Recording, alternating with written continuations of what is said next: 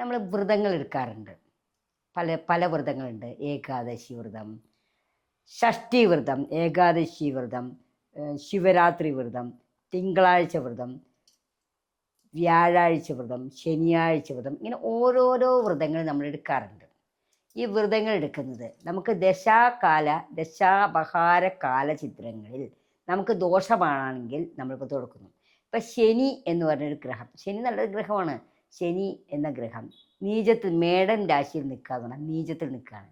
ആ ശനി ശനിയാണ് വരുന്നതെങ്കിൽ, അതായത് ദശാപഹാരങ്ങളിൽ ശനിദശയാണ് വരുന്നെങ്കിൽ അവർക്ക് ഒരുപാട് ബുദ്ധിമുട്ടുകളുണ്ടാവും. അതായത് തലയ്ക്ക് പ്രശ്നങ്ങൾ, ആക്സിഡൻറ്റുകൾ, അതുപോലെ തന്നെ പ്രഷറുകൾ കൂടുക, തലവേദന വരിക എന്ന കാരണമില്ല, ഇങ്ങനെ പല പ്രശ്നങ്ങളും വരും.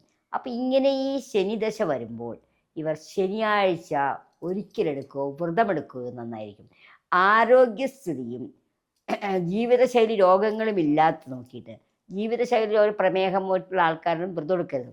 അപ്പോൾ നമുക്ക് ആരോഗ്യസ്ഥിതി നമുക്ക് അനുകൂലമാണെങ്കിൽ നമ്മൾ വ്രതമെടുക്കാം, ഉപവാസം എടുക്കാം, ശിവക്ഷേത്ര ദർശനം, ശാസ്താക്ഷേത്ര ദർശനം ഇതൊക്കെ നടത്താം. കൊല്ലത്തിലൊരിക്കൽ ശബരിമല ദർശനം നടത്തിയാൽ ശനിയുടെ ദോഷങ്ങൾക്ക് ഒരു പരിധിവരെ കുറവായിരിക്കും. ശനിയാഴ്ച ദിവസങ്ങളിൽ ഹനുമാൻ സ്വാമി ക്ഷേത്ര ദർശനം നടത്തുന്നതും നല്ലതാണ്.